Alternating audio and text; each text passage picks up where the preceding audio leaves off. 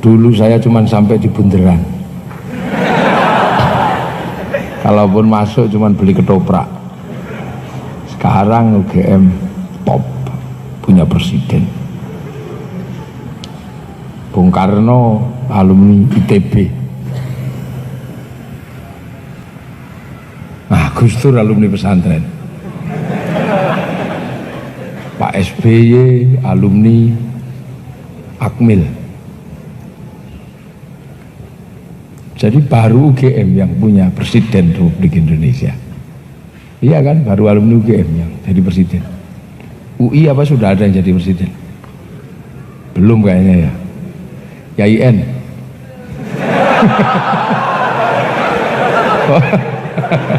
Kok sampean ketawa dengar YIN?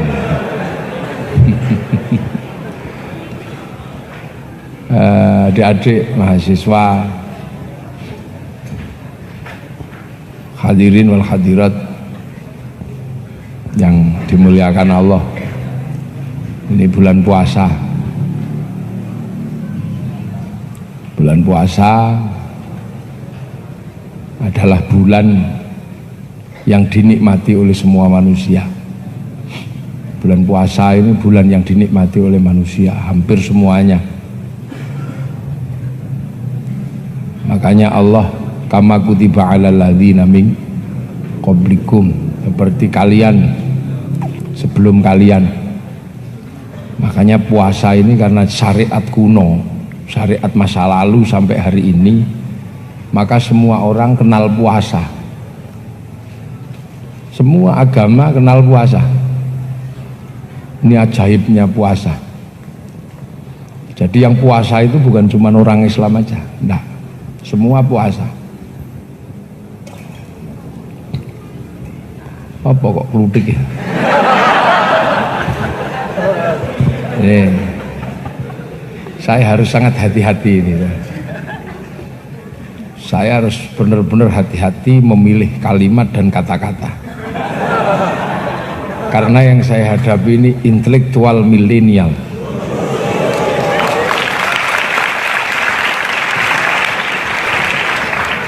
Ini adalah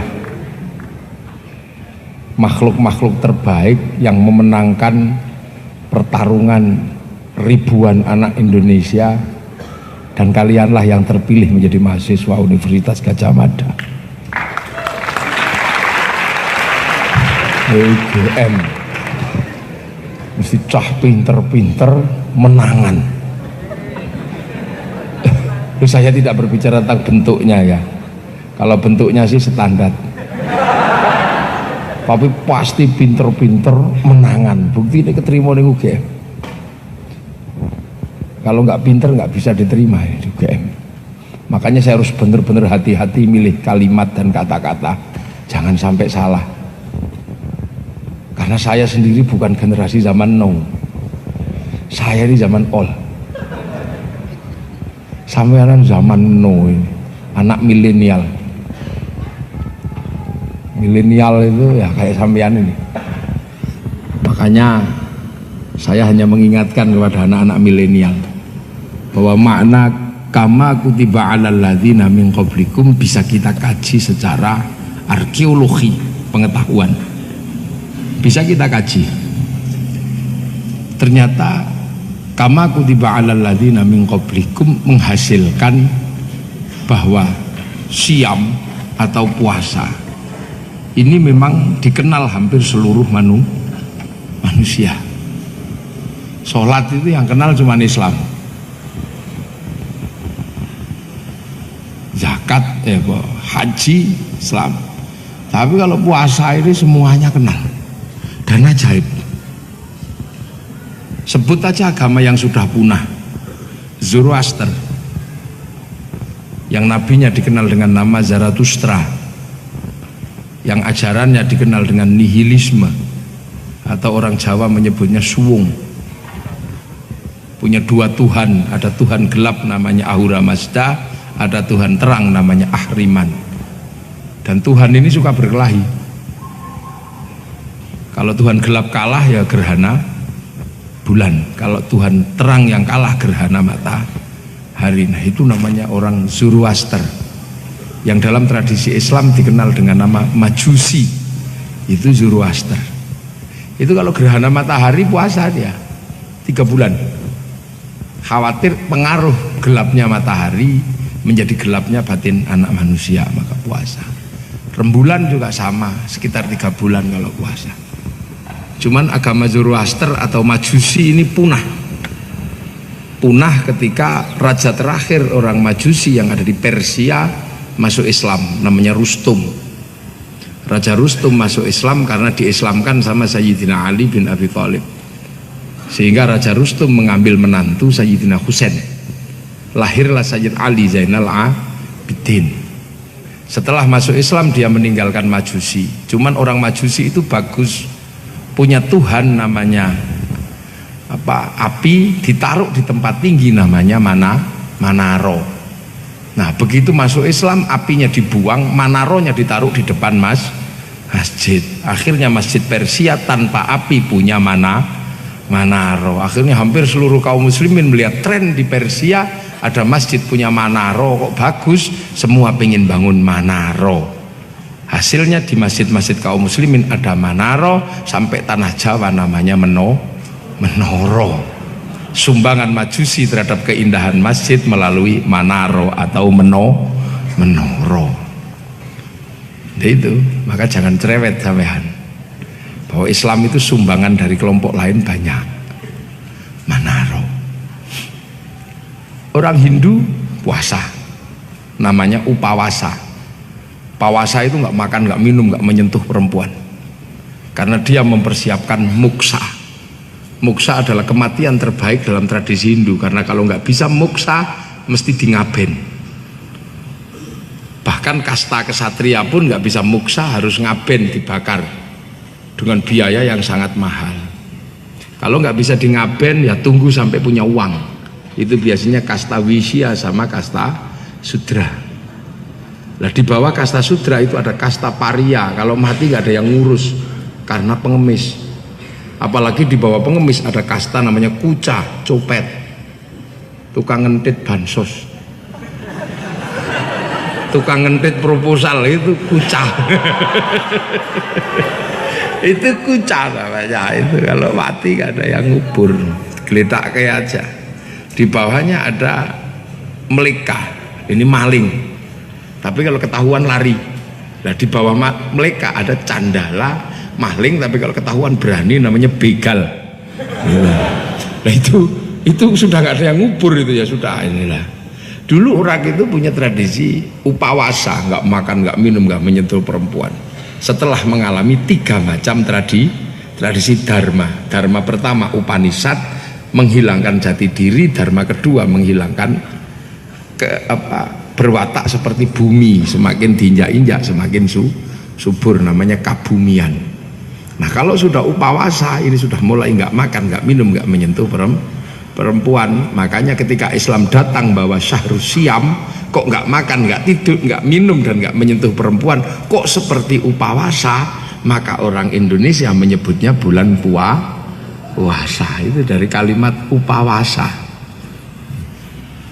Ini anak milenial harus dikit kasih tahu yang begini-begini, sebab biasanya anak zaman no itu nggak tahu yang begini-begini. Itu puasa. Orang Buddha puasa. Kalau pengen mencapai kesempurnaan 8 jalan menuju nirwana, puasa. Dan puasanya nggak main-main. Bawa pohon bodhi, tidak pakai batik, tidak pakai celana dalam, cuman pakai kain selempang gitu aja, sampai menemukan kesempurnaan. Nah, itu puasa. Orang Nasrani puasa. Kalau hari Jumat, persiapan Jumat Agung sebelum Paskah, puasa. Orang Hindu, orang Yahudi puasa.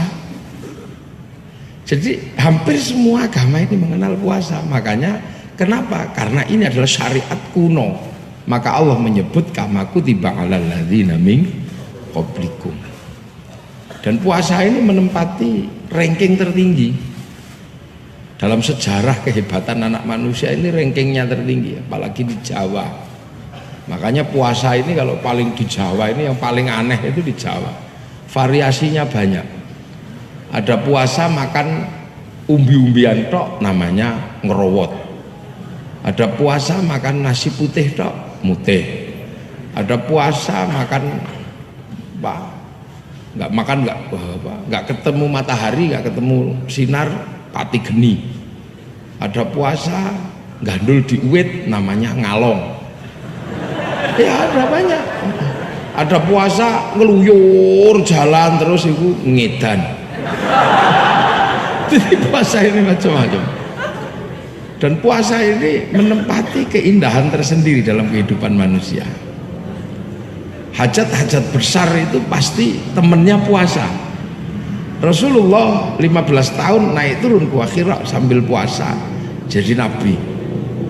Syekh Abdul Qadir Al-Jilani 25 tahun puasa jadi wali.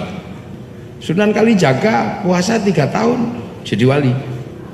Sunan Geseng puasa 3 tahun jadi wali. Baca ya hayu ya qayyum walaupun keliru ya kayu ya kayu. Makanya puasa ini jadi menempati cerita tersendiri. Ki Gede Pemanahan itu waktu minta izin Sunan Kalijaga untuk buka hutan. Karena bertanya di manakah hutan yang bisa saya tempati untuk membangun kerajaan baru. Sunan Kalijaga mengatakan nggak ada, karena hampir semua tempat sudah dipakai. Tinggal ada 5 tempat setan. 1 Alas Purwo Banyuwangi, tempat setan kedua Alas Roban, tempat setan ketiga Alas Larangan Cirebon, tempat setan keempat Alas Ketonggo Ngawi. Nah, tempat setan kelima Alas Mentau Merapi. Ki Gede Pemanahan milih saya Mentau aja. Maka disuruh puasa 20 tahun sama Sunan Kalijaga. Akhirnya mengambil tempat puasa di Bang Lampir Gunung Kidul. 20 tahun tirakat puasa di sana. Akhirnya buka Alas Mentau. Menjadi punya anak namanya Sutowijoyo, mendirikan kerajaan Mataram. Akhirnya kerajaan Mataram dibagi 2 sama Belanda, Jogja sama Solo. Jadi pada waktu Giyanti. Yang Jogja akhirnya dibagi 2 lagi, Hamengkubuwanan Pakualaman, yang Solo Mangkunegaran Kasunanan, dan kita menempati yang Hamengkubuwanan Ngayogyakarta Hadineng. Jadi diem-diem kita ini menempati tempat barokahnya orang puasa. Oh, sampean ya. Puasa. Ki Ageng Pengging puasa 7 tahun pengen punya anak, bisa mendirikan kerajaan. Punya anak Joko Tingkir jadi raja. Di Jogja ada ibu-ibu pengen punya anak jadi raja, bukan turunan raja, maka sama tetangganya paling juga raja ketoprak. Tapi nekat ibu ini puasa 9 bulan saat hamil, namanya Ibu Sukirah. Loh gitu, itu ya diberkahi Allah, punya anak laki-laki jembluk, kasih nama Soeharto, itu jadi presiden 32 tahun. Ini jadi puasa ini menempati grade-nya yang luar biasa. Loh, makanya orang dulu itu kalau pengen punya hajat agak besar dikit puasa. Mencintai gadis tercantik di UGM gitu. Ya, kok ditolak gitu. Orang dulu puasa, bukannya malah beli jazz atau ninja, tapi malah puasa.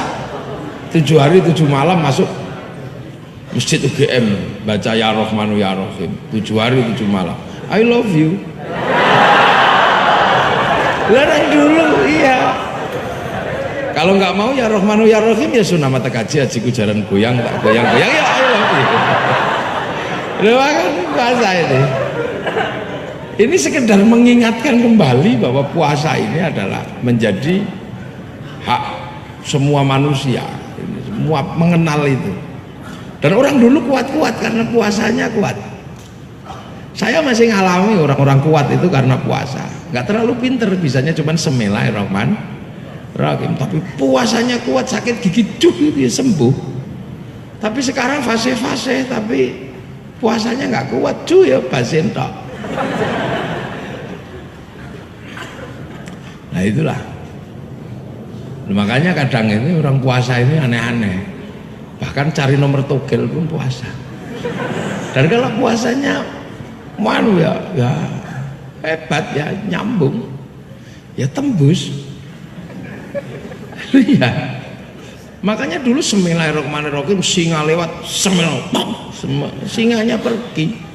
Sekarang begitu anak-anak ini takut puasa, nggak ada lagi orang kuat, nggak kuat. Dulu ketemu singa, singanya lari. Sekarang ketemu melinjo, manusianya lari. Ini melinjo, enggak ada apa, saya murat saya. Ini santan, mau saya kolesterol katanya. Akhirnya nggak tahan tubuh manusia karena nggak puasa, akhirnya sakit. Begitu masuk rumah sakit, dokternya angkat tangan, saya nggak mau ngoperasi kalau nggak puasa. Puasa dulu sehari semalam baru saya operasi. Lu artinya dokter aja ngerti kalau puasa itu berguna. Untuk apa? Untuk menyelesaikan problem kemanusiaan secara fisik. Loh, makanya ayam juga ngerti kalau pengen netes ke anak, puasa 21 hari. Angkrem, nggak makan nggak minum, dia gini tengah.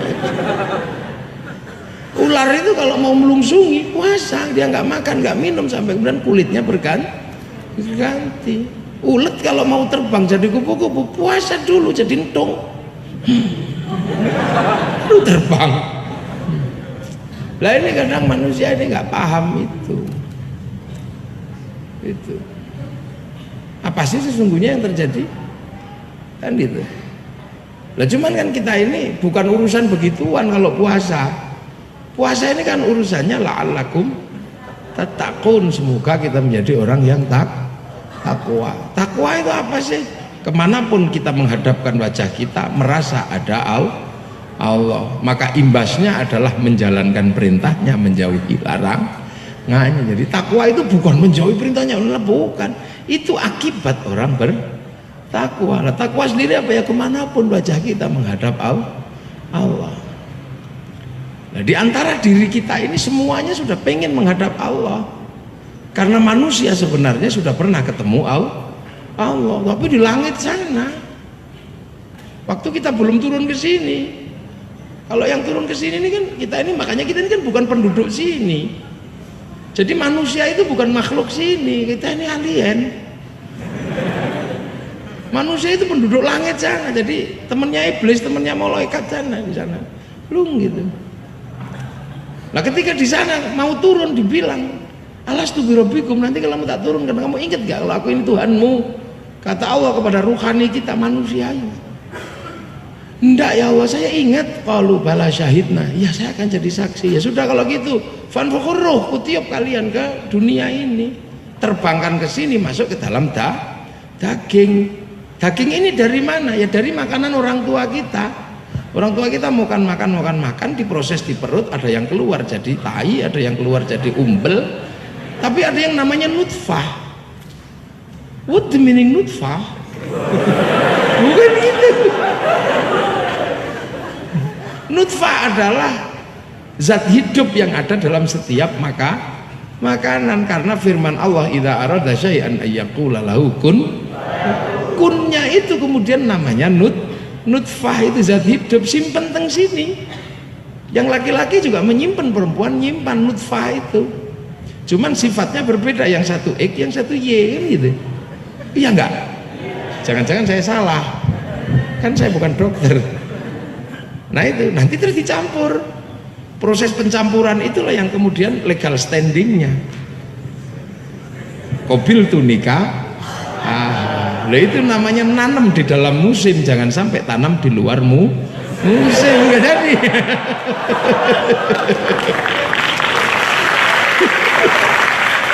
Gitu. Lah nanti campuran itu menghasilkan apa? Nutfah campur ini menghasilkan alaqah, kemudian mudghah. Mudghah ini segumpal daging. Ini kecil aja. Lah, nah ruhani ini dimasukkan ke dalam daging itu. Yang daging itu kemudian dihidupkan karena ada nyawa di dalam situ, ada manusianya. Kasih daging, kasih otot, diikat pakai otot, ditiangi pakai tulang, bungkus kulit, tumbuhi rambut. 9 bulan proses casingisasi selesai. Iya kan? Proses pembuatan karoseri ini selesai. Nah setelah casingisasi selesai, keluar berbentuk manusia yang disebut laqad khalaqnal insana fi ahsani taqwim. Tapi kan proses pembuatan karoseri ini kan tergantung yang nyitak, New Armada apa Adi Putro. Jadi tergantung tukang cetaknya. Kalau tukang cetaknya pesek, ya keluarnya pesek. Kalau tukang cetaknya kok hitam, ya keluarnya hitam. Kalau tukang cetaknya kok sipit, ya keluarnya sipit. Dan di daerah mana dia dibikin kan gitu aja. Kalau lisensinya Arab ya cantik kan, ganteng. Kalau lisensi Eropa ya tinggi besar, rambutnya merah. Kalau lisensinya Afrika ya hitam gosong kayak kopi goreng, kan tergantung gitu aja. Ini agen tunggal pemegang mereknya dari mana, cuman gitu. Kalau lisensi Cina ya tembem-tembem sipit. Nah kalau lisensi Indonesia ya kayak begini nih. Ya dengan penuh kesederhanaan lah, pesek juga enggak, akhirnya enggak. Cuman ya tergantung yang nyitak. Sekali lagi yang nyitak cakep ya cakep. Apalagi kalau yang nyitak cantik sama ganteng, ini keluarnya.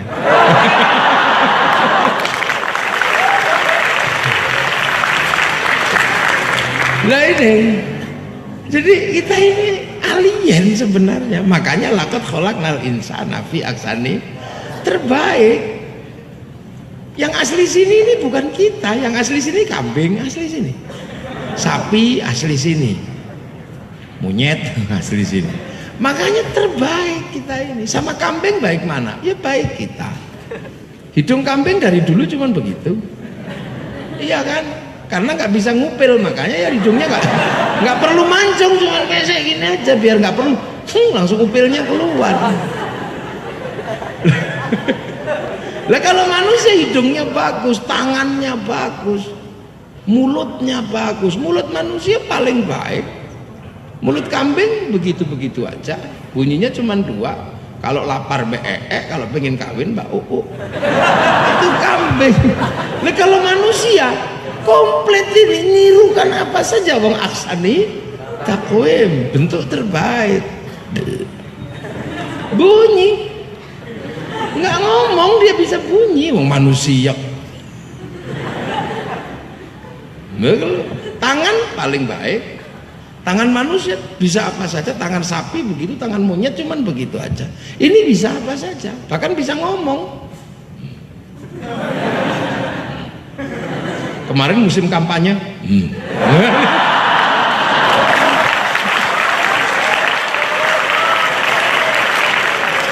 ada yang ada yang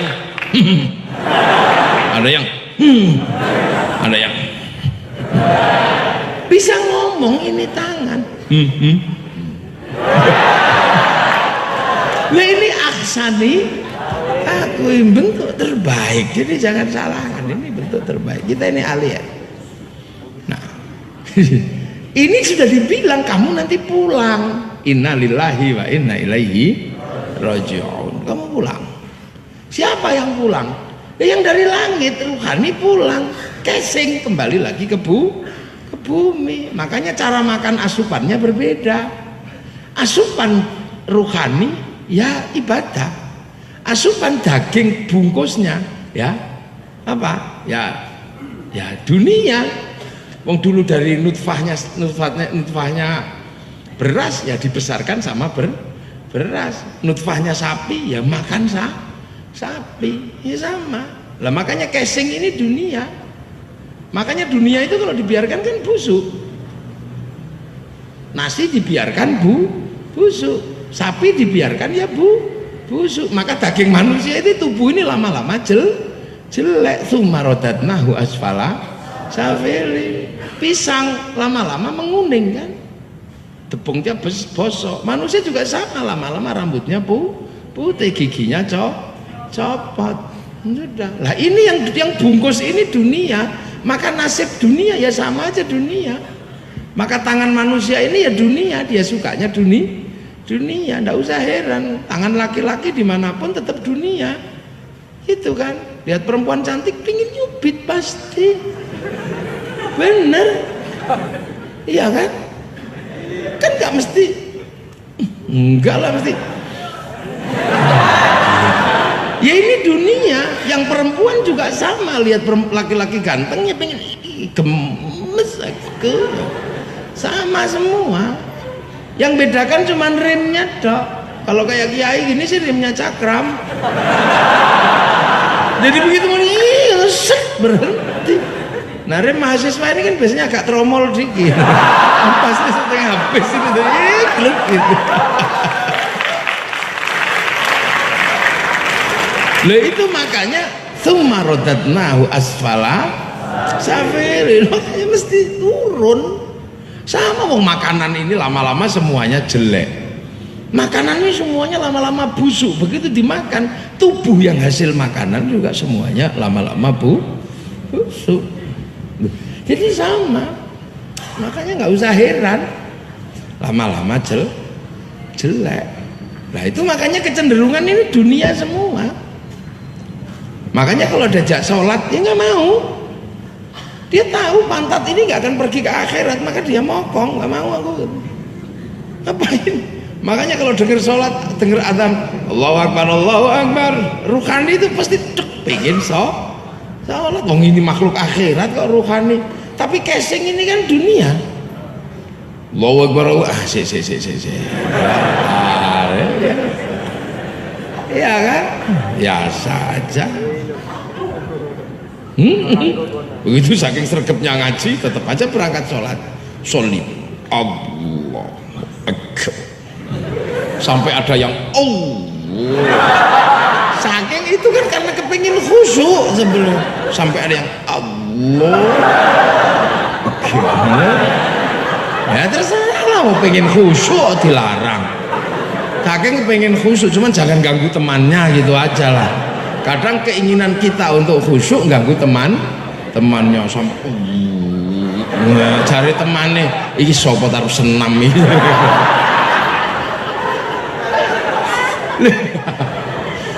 Ada yang sampai iki nyetopo saking kepengennya khusyuk sampai kemudian sampai ada yang begek-begek kakinya melebar saking kepengennya khusyuk, tapi yang dunia tetap nggak mau. Bismillahirrahmanirrahim. Begitu ada ting bakso bisa. Wah itu susahnya luar biasa, berat. Allahu Akbar. Itu terus. Bismillahirrahmanirrahim. Sabbihisma rabbikal a'la alladzi khalaqa fasawwa. Lama ini.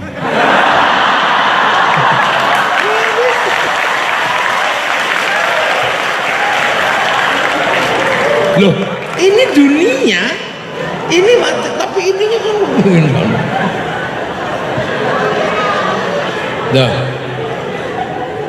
padahal ya, padahal seluruh bungkus ini punya tugas untuk memberikan asupan gizi kepada ruhani, persis seperti pohon pisang harus memberikan asupan gizi pada pisang. Persis seperti pohon padi harus memberi asupan gizi pada padi, karena nanti suatu saat tetap akan panen. Begitu tua padi dipanen petani, pisang dipanen petani. Lah nyawa manusia siapa yang panen? Malaikat Israel panen aja, sama panen.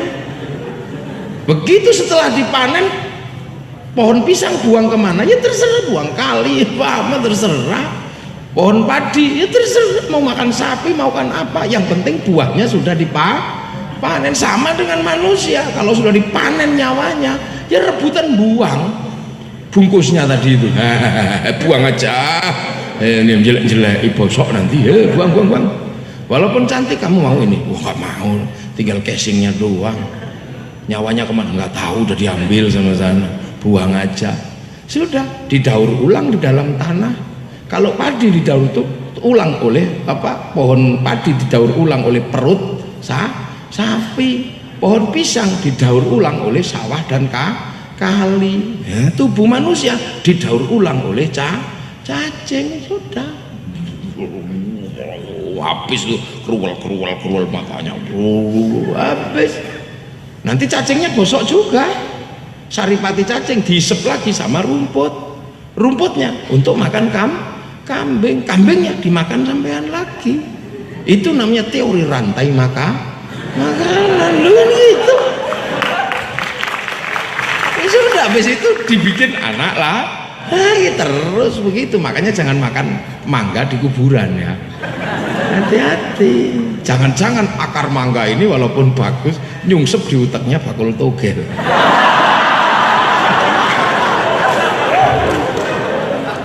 Nah inilah, jadi di dalam adat kita ini puasa begitu. Oleh agama disebut la'allakum tattaqun. Nah, yang bisa menghadap Allah ini apa? Ruhani. Tapi bungkusnya kan jasmani. Nah, jasmani punya tugas memberikan makanan ruhani. Makanya setelah jasmaninya hilang, ruhaninya ya tidak ada masalah.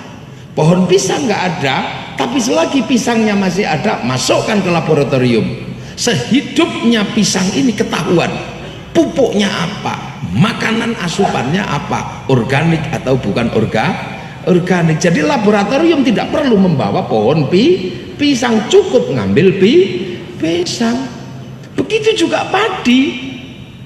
Begitu sudah dipanen ini berasnya, masuk laboratorium, lab tidak membutuhkan lagi pohon padi. Seluruh rekaman makanan dan asupan pohon padi terekam di dalam beras. Lah sampean sama saja. Kalau sudah masuk laboratoriumnya Allah, mithqala dzarratin khairan yara, mithqala dzarratin syarran yara. Enggak perlu lagi butuh tubuh. Seperti handphone dan syuting ini untuk merekam saya. Keluar, habis rekam saya, banting aja itu. Banting, injak-injak sampai hancur, bakarlah. Nggak ada masalah. Yang perlu kau selamatkan cuma satu, chipnya. Chipnya jangan sampai hancur. Karena semua perangkat ini hanya memberikan asupan kepada kartu memori. Selagi memorinya masih ada, itunya hancur nggak ada masalah. Puter ulang, gini saya masih ada. Nah itu sama, manusia juga sama. Lah jangan sampai asupannya itu jelek. Nah, yang membuat asupan itu jelek apa? Nafsu. Nah, itu ada di dalam jasad. Makanya kalau nafsunya dalam jasad ini kuat, rekamannya pasti jelek. Makanya nafsunya turunin sebentar aja deh biar rekamannya bagus. Ya jelek no kalau nafsunya tinggi. Mata ini kalau nafsunya tinggi, rekamannya jelek terus. Ya kan? Nafsunya tinggi. Lihat orang kulitnya mulus, itu pakai, wah itu pasti Natasha itu. Wah, rekamannya di sini Natasha. Iya kan? Punya pacar gendut.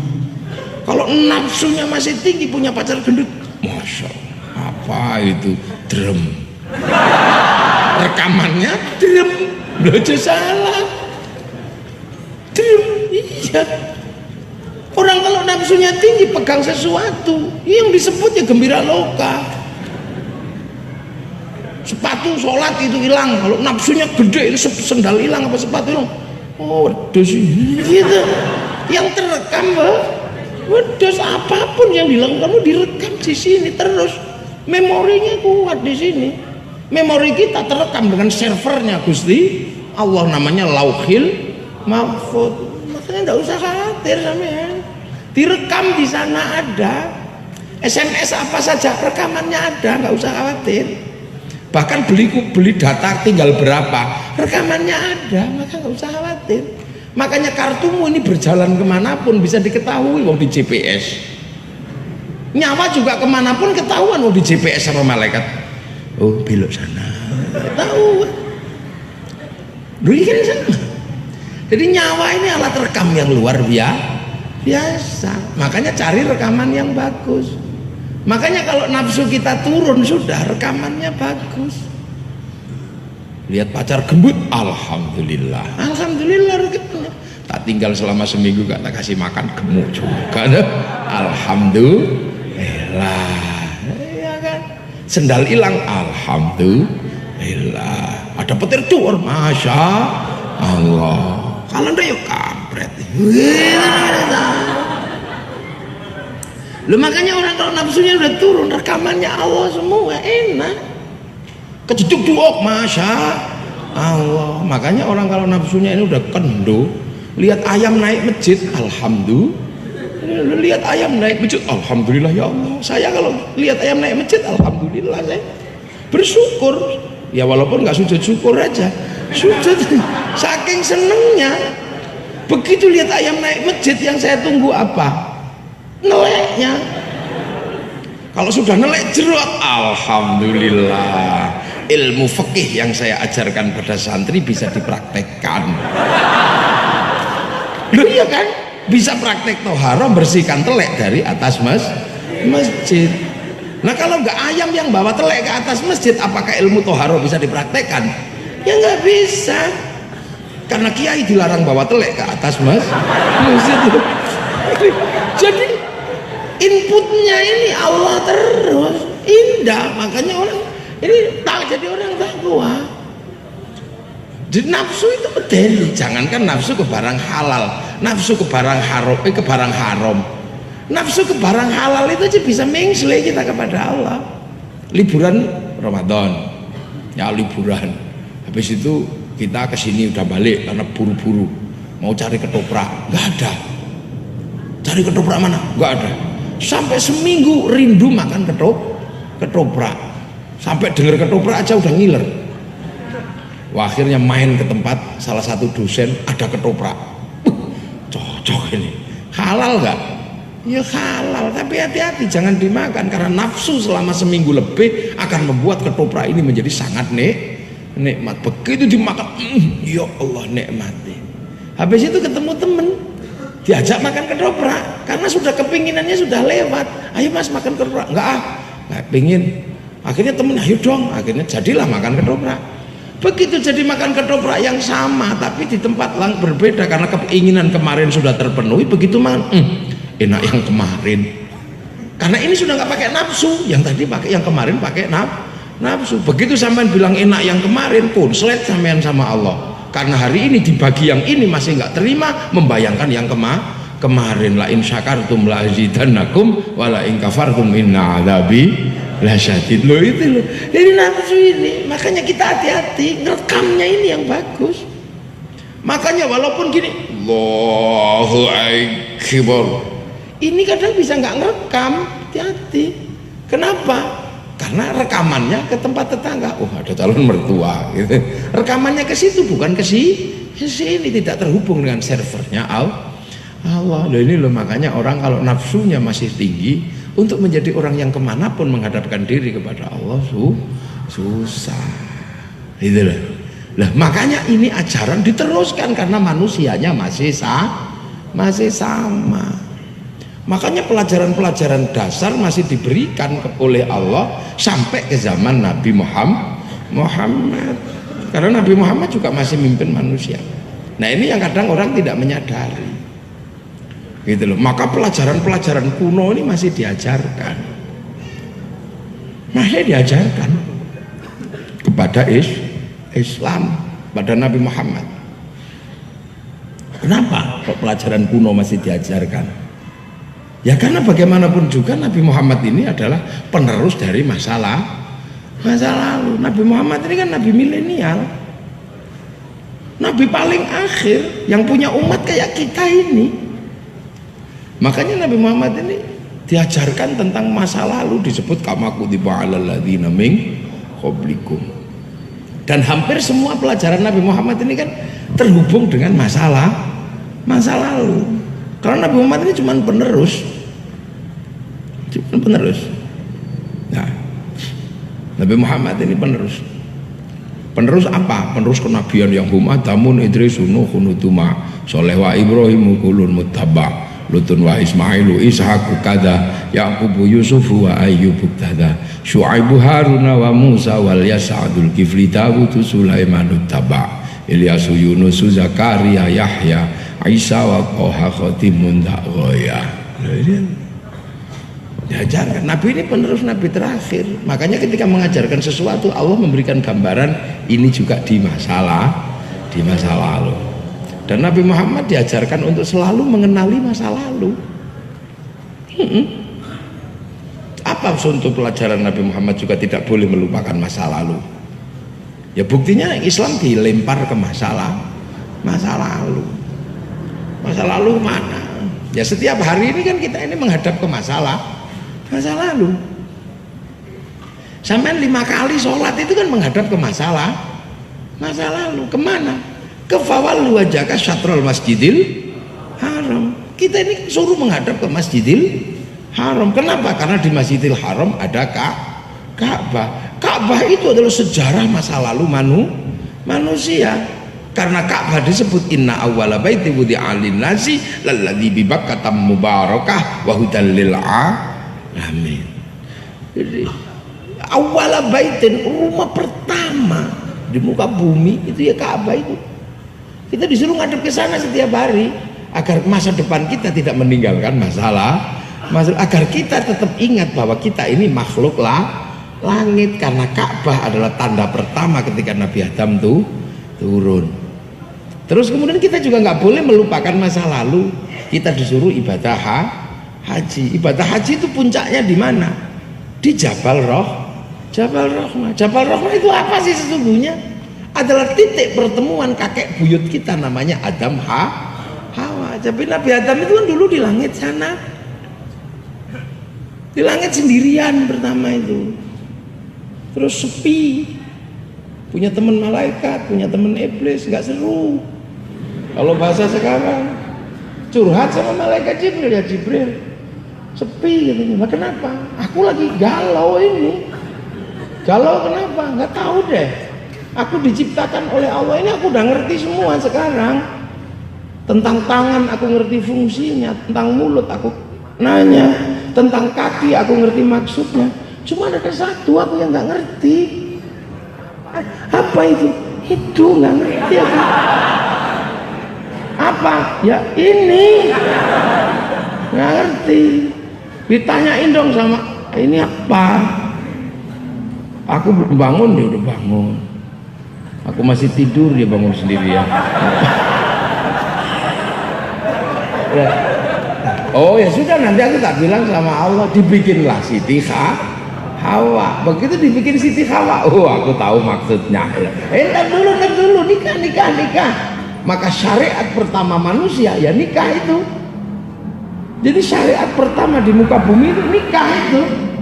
Makanya sampai tak doakan cepat menikah biar merasakan syariat pertama. Itu dunia yang paling indah itu di situ. Usia berapa sampean? 21. Nah, kalau masih 21 berarti kalau nyontoh Rasulullah 4 tahun lagi. Kalau 4 tahun belum melakukan, Anda ahlul bid'ah.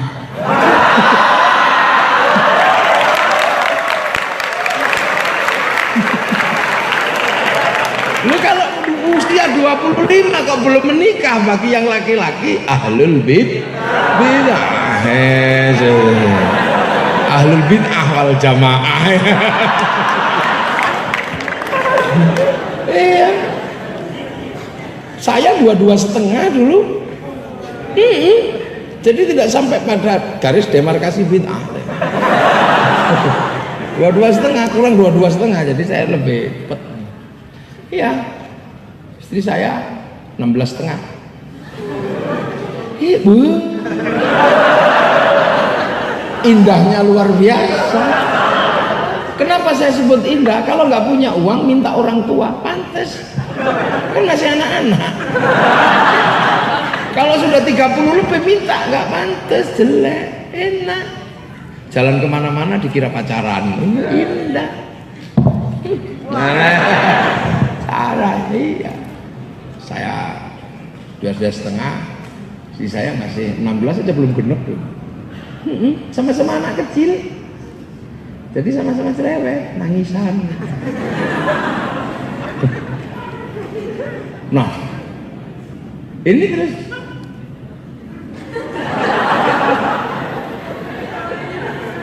syariat itu syariat Nah setelah menikah itu kemudian terjadilah peristiwa yang sering dikenal dengan peristiwa buah khuld. Itu Nabi Adam turun ke bumi. Begitu turun ke bumi kaget, jauh sekali ternyata. Maka berikan tanda inna awwala baitin wudi'a lin-nasi lalladzi bi Bakkah mubarakah. Habis itu terus kemana-mana yang dicari siapa? Ya kekasihnya. Pikirannya kekasihku udah turun belum ya katanya. Pertama biasa lama-lama tambah rindu. Jadi manusia pertama ke muka bumi ujiannya adalah rindu. Iya. Belum diuji apa-apa sudah diuji rindu. Makanya di dunia ini nggak ada yang paling berat selain rindu. Maka jangan rindu itu berat. Rindu itu sakit. Aku pernah ngalami itu. Kalau kalian kan nggak ngalami, wong kalian anak milenial. Kalau zaman saya rindu itu beratnya luar biasa. Saya nggak bayangkan Nabi Adam dan Siti Hawa membawa kerinduan 200 tahun. Saya itu pernah mengalami rindu dan berat memang. Kalau dulu rindu itu berat karena kita anak zaman zaman all, mesti cari kertas ke pasar, warnanya pink. Baunya yang mawar, jangan sampai bau kamboja. Ada tulis itu. Rindu itu berat, bener. Kekasihku, aku merindukanmu malam hari ini. Dan serasa nggak tahan aku rindu padamu, karena engkau telah masuk penjara suci, pesantren maksudnya.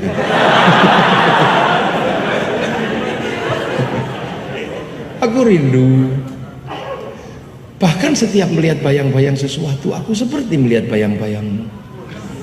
Dulu begitu, melihat bayang-bayangmu. Sakit luar biasa. Seperti kata penyair, kau tusuk di sana, berdarah di sini. Aku merindukanmu. Semoga kerinduanku juga kau sambut dengan kerinduanmu. Karena aku yakin malam hari ini engkau dan aku duduk di bawah sinar rembulan yang sama.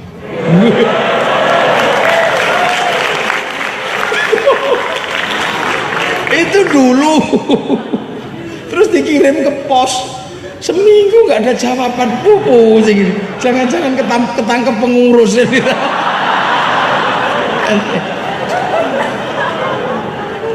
Sekarang kalian kalau rindu enak, tinggal foto, terus dikirim tulis mah. Ini kerinduan milenial ya, kalian anak milenial. Loh, 200 tahun Nabi Adam dalam kerinduan, coba kemana-mana nyari Hawa, nggak ada jawaban dong, dipisah sama Allah. Sampai tahun ke-200 nggak kuat Nabi Adam, Hawa, tahu-tahu terdengar jauh sayup-sayup, Bang Adam, Hawa, Bang Adam, Nabi nyari itu, ternyata Siti Hawa lagi duduk di atas bukit sambil nangis. Kalau ada film itu ke kiri, kanan di belakangmu gitu, kalau ada film India ya. Wah, akhirnya begitu, Hawa, Siti Hawa udah nggak tahan karena rindu, berlari mengejar Nabi Adam, turun gunung, cincing sarungnya itu. Nabi Adam naik juga, tapi Hawa jangan turun kamu. Kenapa mas? Aku rindu. Enggak, kamu di situ aja. Karena kalau kamu turun mengejarku, aku khawatir nanti anak cucu kita mencontoh ada perempuan ngejar laki-laki. Kamu di situ. Nabi Adam yang naik, akhirnya Nabi Adam lari naik. Amku amisi. Ini seandainya itu, saya itu selalu membayangkan kalau itu film gitu kayak apa ini. Saya nggak berani membayangkan ada pertemuan setelah 200 tahun dalam kerindu. Ya gak kebayang saya. 200 tahun rindu terus ketemu itu kayak apa? Kalau mungkin saya nggak bisa berdiri itu. Hanya saling ketop-ketop. 200 tahun loh, itu panjang. Bahkan ada yang mengatakan 400 tahun, panjang. Rindu kok sakmono suwene wis ra dadi akeh itu. Akeh. Akhirnya begitu ketemu, teletabis. Saat itulah kemudian peristiwa itu tidak boleh dilupakan sepanjang sejarah manusia, maka dibikinkan tugu oleh Allah namanya Jabal Rahmah, tugu cinta pertama kali. Maka sampean kalau masih rindu dan cinta pada kekasih, bikin tugu cinta sebanyak mungkin. Iya nggak apa-apa, ketemu berdua, foto di bawah pohon cemara di lembah UGM. Oh ini. Iya, nanti suatu saat kalau kita sedang rindu sama-sama tua, kita ingatkan, kamu pernah kurus kekasihku. Masa sih? Iya, ini. Jadi yang mumpung masih kurus-kurus begini, fotolah yang banyak. Saya punya pengalaman, perempuan saya itu kurusnya luar biasa. Tidak sampai 50 kilo. Kecil, tinggi 170 lebih. Iya, kurus dan punya anak 1 68, anak 2 85, anak 3 udah 1 tingkat 1 kintal, anak keempat udah nggak saya timbang sudah. Dan saya menyesal hanya menyisakan 4 foto di masa lalu yang selalu dia banggakan. Aku pernah kurus, iya, aku masih ingat. Cuman ya gitu deh. Lebih gitu cinta. Kalau masih indah kehidupanmu punya kekasih, makanlah bakso berdua, suap-suapan nggak masalah. Tapi tangan yang satu bawa peso. Fungsinya untuk apa? Ukir nama berdua di mejanya tukang bakso. Iya, untuk apa? Jaminan nanti kalau dalam situasi sulit, ajak ke mejanya tukang bakso. Kalau lagi krisis hubungan, long distance atau apa. Ngerti lagi lah, masa kita jangan ngerti. Terus tulis di situ, ajak ke mejanya tukang bakso. Semoga kita tidak ribut. Lah kenapa? Kita punya monumen cinta di mejanya tukang bakso. Kita kekayaan. Sampai di sana udah dicet. Itu maka kehidupan manusia ini bikin tugu kan banyak sekali. Perang 10 November bikinkan tugu, apa-apa tugu. Ya tugu peradaban, bikin semua. Dan nggak usah bilang bid'ah, nggak usah bilang musyrik, udah deh. Itu nanti pusing sampean. Tugu punya kisah cinta berdua, sampean dia misalnya ini yang di depan ini yang cantik-cantik ini punya pacar, bawa petatahnya, larilah ke tebing, bikin nama berdua di tebing itu. Tidak apa-apa. Nanti saat usia 60 kita ke tebing cinta yuk. Ini terpegang berdua. Aku masih ingat kau ukir namaku saat tanganmu masih kuat. Bahkan sekarang menyentuhku sudah lemah. Itu kan indah. Saya udah tua, anak saya sudah banyak, dan kami sering ribut. Iya, saya hampir setiap hari ribut sama istri saya. Masalahnya bukan masalah apa-apa, ribut perkara anak. Anak nangis, dia jewer, saya marah, jangan dong. Ribut aja. Tapi kalau kita sampai ke tempat di mana dulu kita berdua ketemu, lupa semuanya. Indah lah. Aku lus-lus dia. Aku dulu mengelusmu saat tanganku belum sekeriput ini. Ya, dan kamu duduk di pangkuanku belum seberat ini.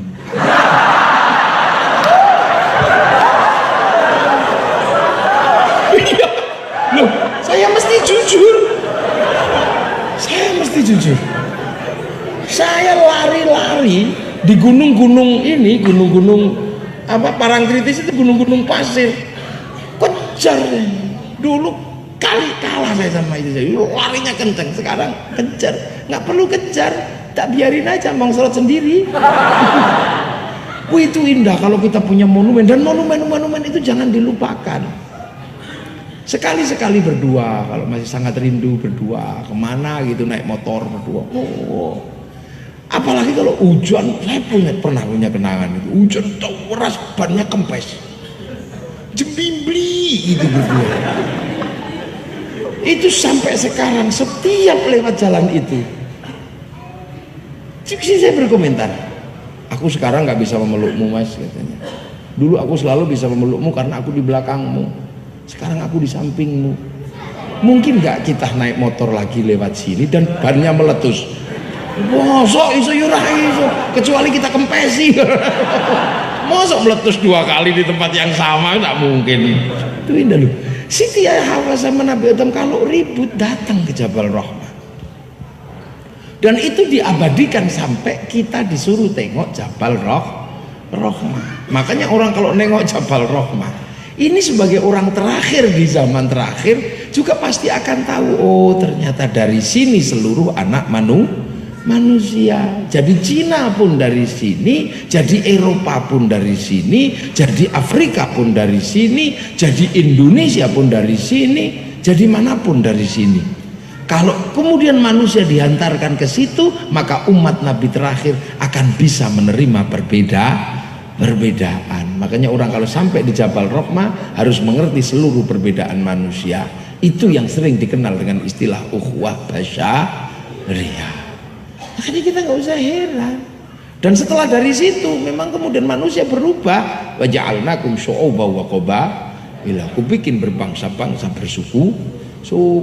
Nah kita ini menjadi suku bangsa Indonesia, maka wajahnya begini. Jadi aksani takwimnya pesek-pesek, rembes karena jadi bangsa Indonesia. Kalau jadi Arab ya tetap aja cantik ganteng begitu. Kalau jadi Eropa ya tinggi besar, rambutnya merah. Kalau jadi Afrika hitam kosong kayak kopi goreng. Kalau jadi Cina ya tembem-tembem sipit. Dan kita cuma diminta pengertian. Umat Rasulullah ini cukup diminta mengerti. Arab kenapa cantik ganteng? Harus mengerti, karena di sana nggak ada air. Kalau dibikin jelek gini nggak mandi, ya tambah jelek. Maka Allah bikin mereka tetap cantik ganteng, biar kalaupun nggak mandi tetap cantik, tetap ganteng. Eropa kenapa dibikin tinggi besar, rambutnya merah? Musim dingin Eropa itu. Kalau sudah musim dingin dibikin kecil begini, kedinginan mati. Aduh, maka harus besar seperti itu. Lemaknya biar banyak, karena kalau musim dingin sinar matahari hilang, ultraviolet tidak ada. Tanpa ultraviolet kulit perempuan terutama kehilangan pigmen kulit perempuan kalau berubah kembali ke hukum kulit dasar, bintik-bintik kayak kulitnya tokek gitu. Makanya orang Eropa kalau musim dingin berlari ke negara tropis, berjemur di pantai-pantai Indonesia. Dan kita cuma disuruh mengerti, itu berjemur bukan pornografi. Sampean aja yang ngeras. Nah itu cuma diminta mengerti. Maka siapapun yang di sini nanti ada yang memegang kebijakan, jangan bikin perda syariat, turis masuk ke Indonesia harus pakai jilbab. Nggak usah bikin itu, karena pasti mereka akan pindah ke negeri yang lain. Mereka sedang tidak pornografi, itu dede. Berjemur. Orang Eropa kalau musim dingin nggak punya matahari. Seluruh daun rontok di musim gugur, nggak ada daun, yang nggak rontok cuma daun cemara. Makanya kalau hari Natal pakai daun cemara, karena cuma daun itu yang nggak rontok. Maka nggak usah usil sampean. Masjid kami jangan ditanami pohon cemara, itu pohon Kristen. Semenjak kapan pohon punya agama?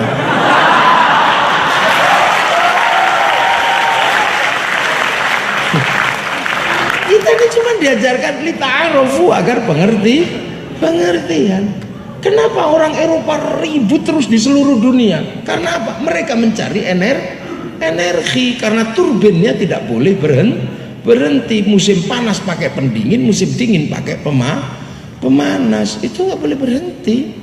Karena dalam waktu 6 bulan hampir seluruh kehidupan mereka 4 bulan full terhenti. Dan itu butuh jaminan hidup yang sangat besar dari negara. Makanya mereka punya kepatuhan pada negara yang luar biasa, karena jaminan mereka oleh negara.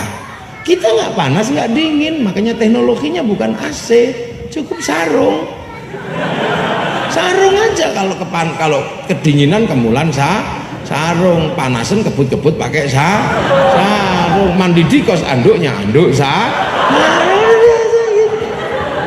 Nah ini bagian dari lita'arofu, mengertilah. Eropa kalau musim dingin nggak punya ikan, mengering semua sungainya, maka musim panas ngawetkan ikan, namanya sarden. Kita ngapain makan sarden? Setiap hari ada kita ikan di sungai, nggak dapat ikan kodok juga ada. Nah cara pandang ini penting. terutama bagi anak-anak yang pintar. Cina kenapa sih tembem-tembem sipit-sipit? Ya musim dingin mataharinya keluar, sementara salju tuh turun. Silaunya kayak apa coba? Lama-lama kriuk-kriuk. Afrika hitam gosong. Karena apa? Singa di sana. Kalau dibikin putih dikejar singa kelihatan. Kalau dibikin hitam gitu tengkurap hilang. Duh. Ini pemahaman dasar. Lah kita mana? Kita Indonesia, kecil-kecil, pesek-pesek, nggak ada masalah. Tapi oleh Allah kita ditempatkan di buminya yang paling indah, namanya Indonesia. Nggak ada negeri seindah kita ini, nggak ada. Kalau orang zaman dulu ada Ibnu Battuta, penjelajah dunia. Mungkin kalau sekarang saya juga Ibnu Battuta. Pengelana saya ini. Negeri mana yang belum pernah saya tengok? Iya, hampir seluruh dunia ini sudah pernah saya jelajahi. Dari yang paling panas sampai yang paling dingin. Bulan kemarin di Australia hampir 45. Panasnya luar biasa. Kemudian saya harus ke Soviet, dinginnya luar biasa. Min 41. Kencing belum selesai udah kering gitu. Dinginnya Masya Allah, ingin itu masuk ke Siberia sana udah nggak bisa kita menikmati keindahan apa-apa, salju semua, kemana-mana naik dokar, anjing, kereta anjing itu, anjingnya 6 besar, melet-melet, iya, liurnya pok, liur gitu, kiriknya segini, namanya, iya. Siberian Husky sama Alaskan Malamut. Oh, gede segini. Di Indonesia yang punya cuma Pak Fadlizon. Gede. Mahal itu kucing loh itu yang lewat. Tahu besar. Enggak enak, bener-bener enggak enak. Kita ini indahnya luar biasa. Makanya anak-anak terdidik, paradigma ini kita pakai. Kita punya Indonesia, berpikir mulai dari cara pandang Indonesia. Ini yang akhir-akhir ini banyak anak-anak terdidik ini lupa, selalu membayangkan apapun, sehingga kita menjadi importir pengetahuan yang kadang kita nggak ngerti mau dipakai untuk apa. Tiba-tiba kita membayangkan sepak bola. Kalau membayangkan sepak bola, jangan membiayai sepak bola, nggak ada artinya. Kenapa? Dengan Inggris pasti kalah. Mereka gede, kita kecil. Peraturannya sama Beckham sampean kalah. Makanya kalau bayangkan sepak bola, jangan membiayai sepak bola. Apa yang harus kita lakukan? Cari anak-anak Indonesia yang tingginya 180, perempuannya 170 lebih. Ambil 50 pasang, kawinkan. Fasilitasi hidupnya itu nanti akan menghasilkan generasi yang tinggi-tinggi. Sepak bola oke, basket oke, tinju mungkin. Ya kalau sama orang Amerika NBA ya tetap kalah. Makanya kayak misalnya Thailand, dia membiasakan olahraga yang paling mereka kuasai namanya sepak takraw, dikelola dengan baik, tawarkan ke dunia internasional. Begitu masuk ke kancah olahraga internasional, mereka pemenangnya. Kita sebenarnya punya banyak, nekeran.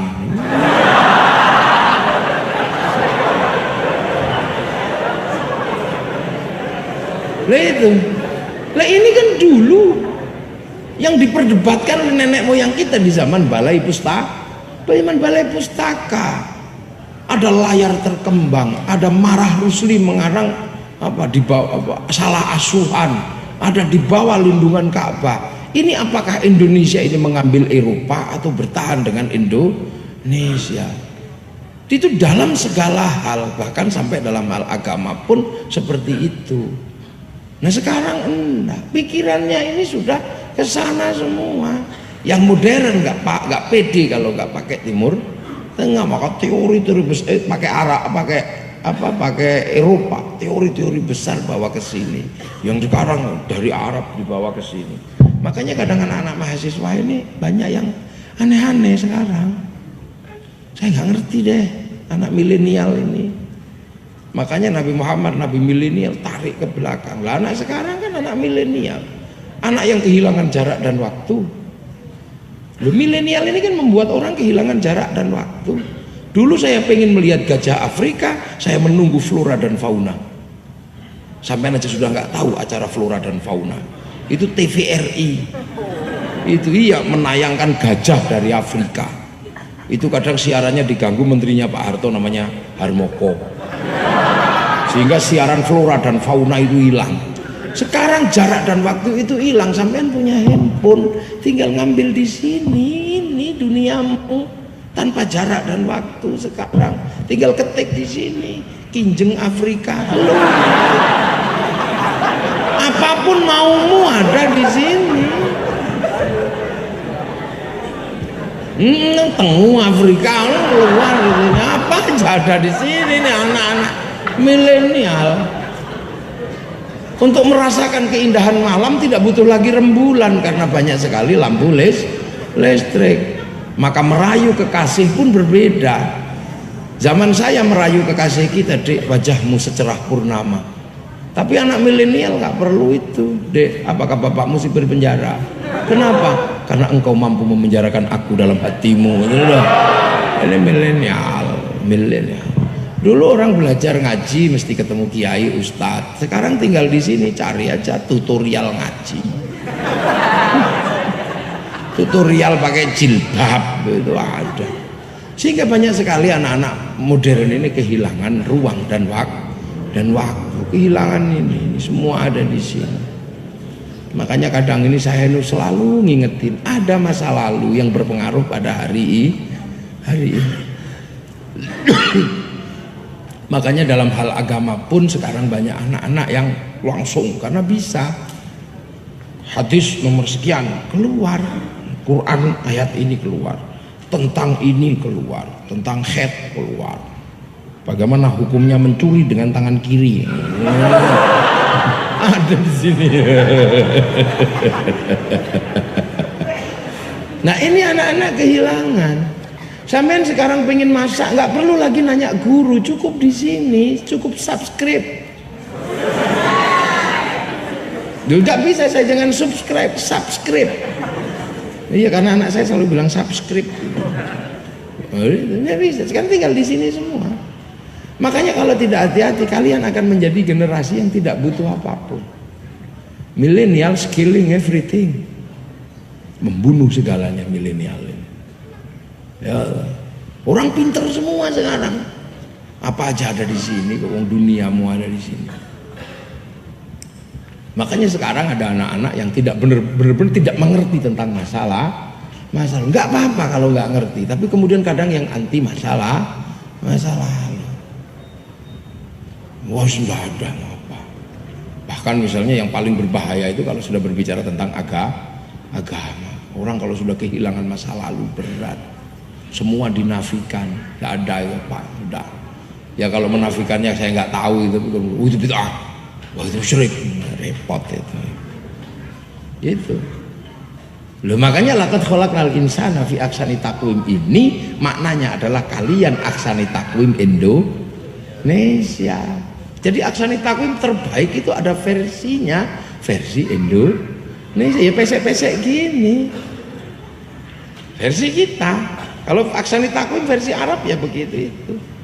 Dan semua sama tuh marodatnahu asfala safilin illal ladzina amanu wa amilus kecuali orang yang beriman dan berbuat baiklah. Sudah kalau sudah berbicara iman ini artinya kita harus membicarakan sesuatu dengan narasi yang berbeda-beda.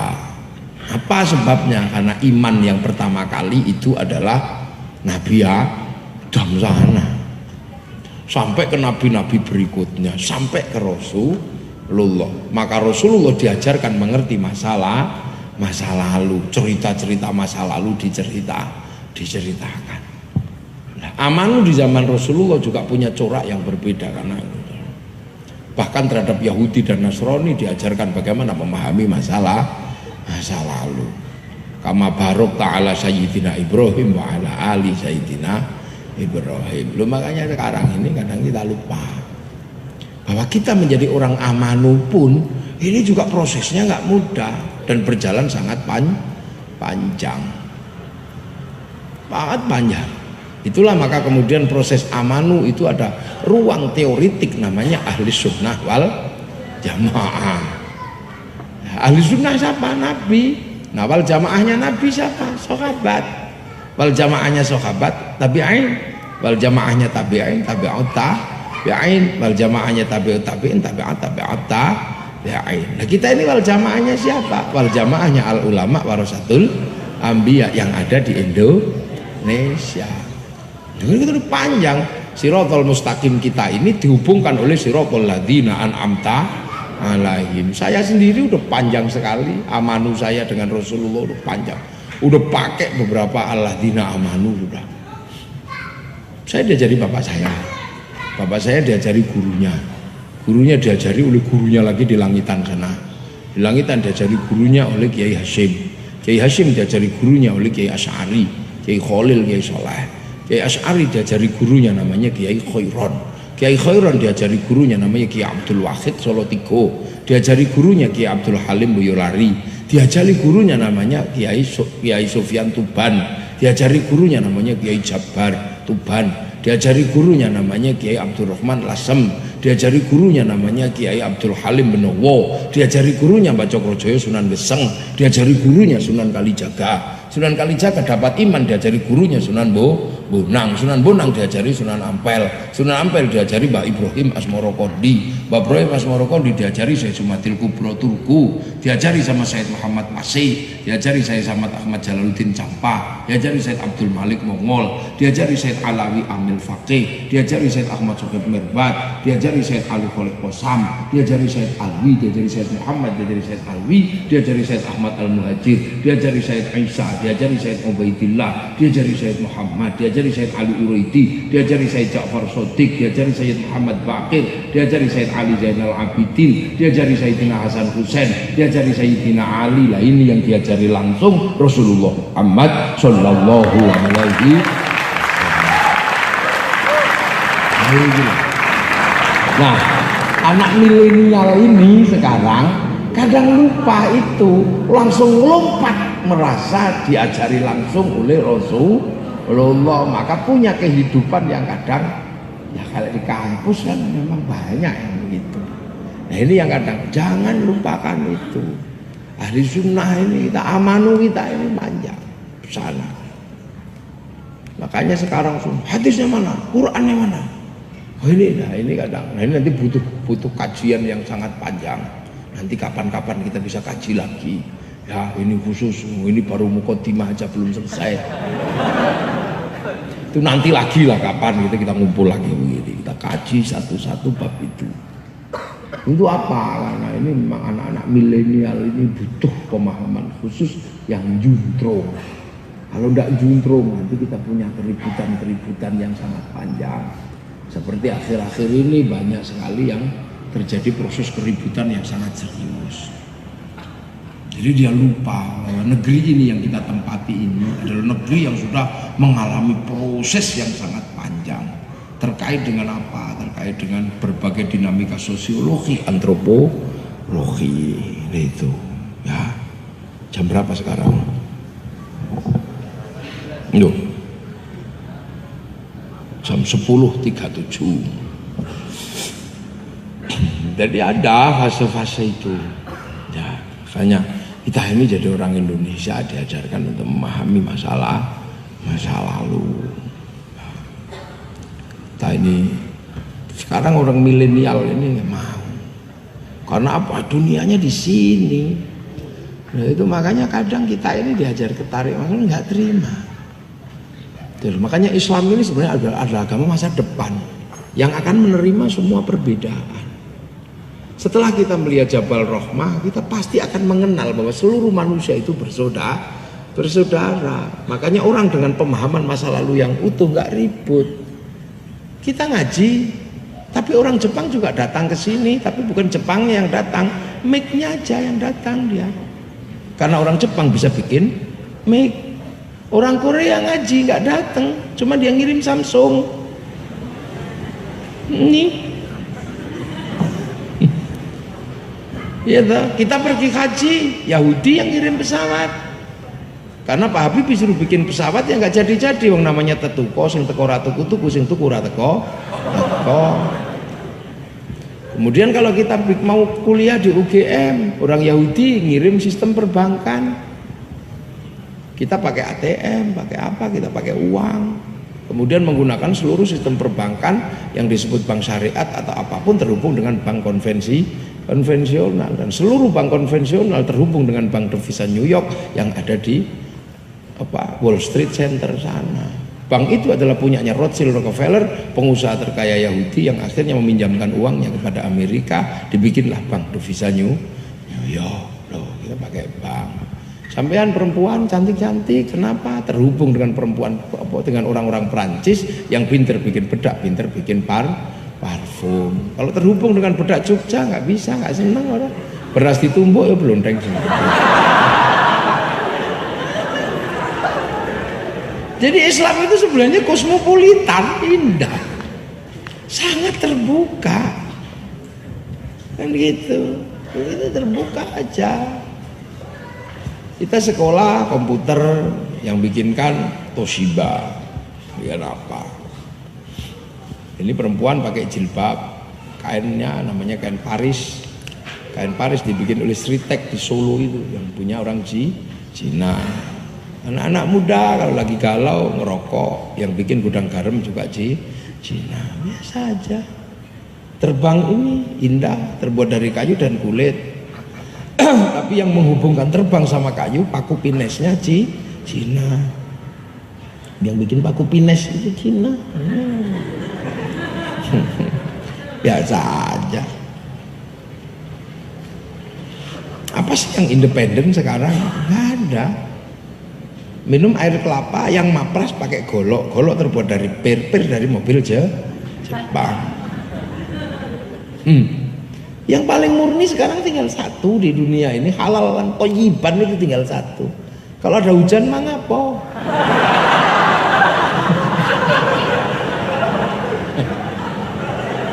Jangan pakai cidok itu produksi Cina.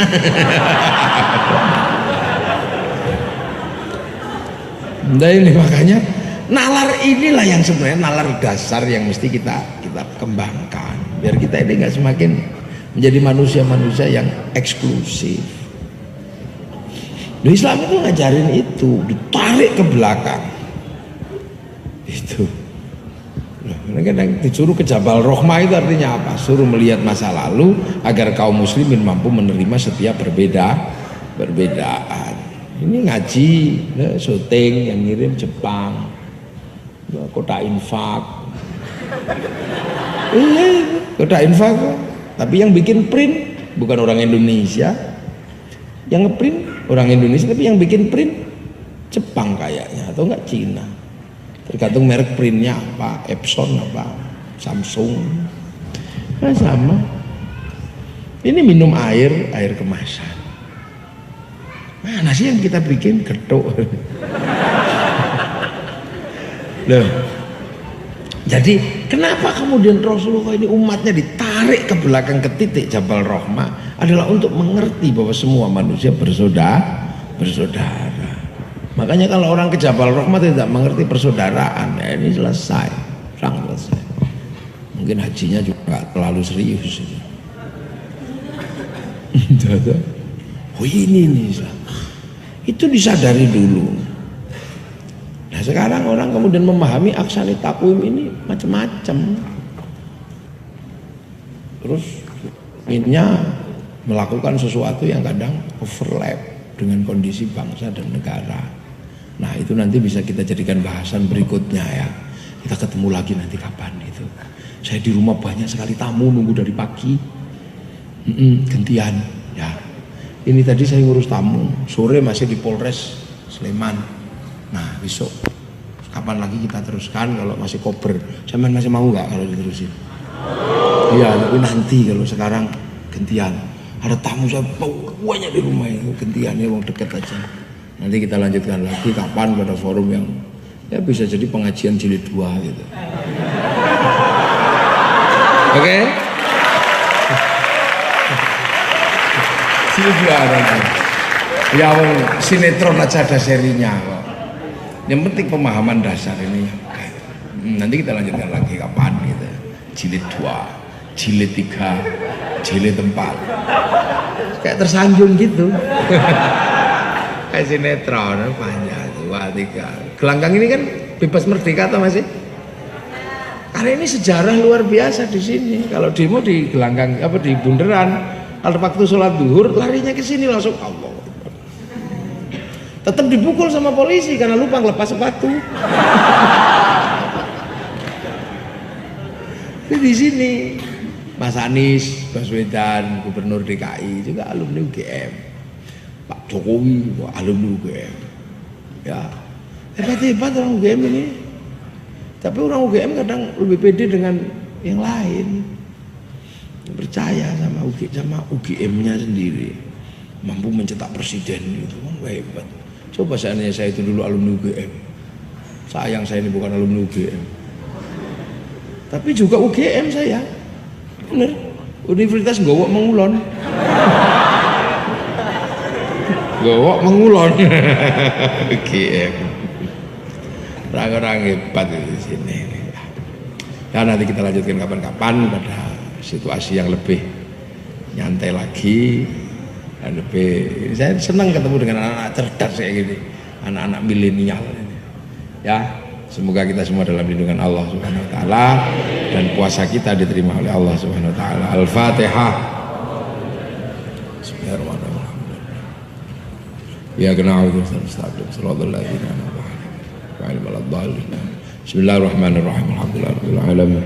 Hamdan na'imin hamdan syakiran hamdan yuwafi ni'amahu wa yukafi mazidah.